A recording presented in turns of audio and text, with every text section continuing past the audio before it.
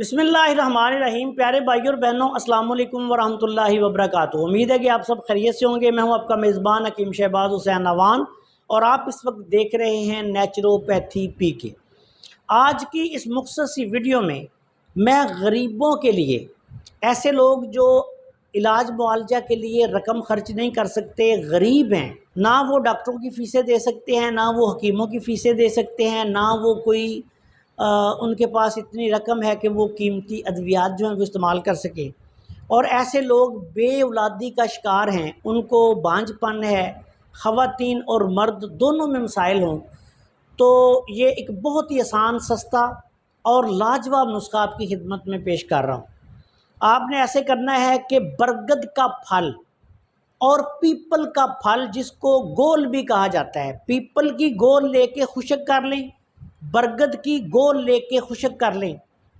इन दोनों को खुश्क करके इनमें से एक एक पाव ले लें। एक एक पाव बरगद का फल और पीपल का फल खुश्क शुदा लेके बारीक पीस लें, और इसमें एक पाव ही कूज़ा मिश्री आपने मिला लेनी है।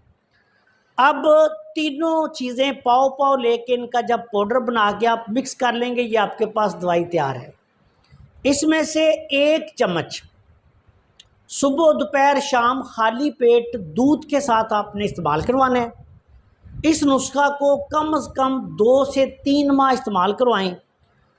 मर्द और औरत दोनों को इस्तेमाल करवाएं।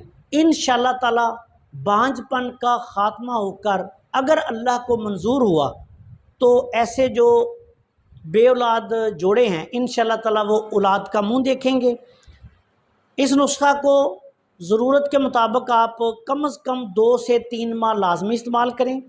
इस नुस्खा के इस्तेमाल से इंशाअल्लाह ताला जब आप इसको 2-3 माह मुसलसल इस्तेमाल कर लेंगे तो आप हैरान कुन रिज़ल्ट जो हैं वो देखेंगे। इलाज के दौरान आपने ये करना है कि इसके साथ आपने तेज़ मिर्च मसाले, गर्म चीज़ें जो हैं वो मरीज़ को इस्तेमाल नहीं करवानी।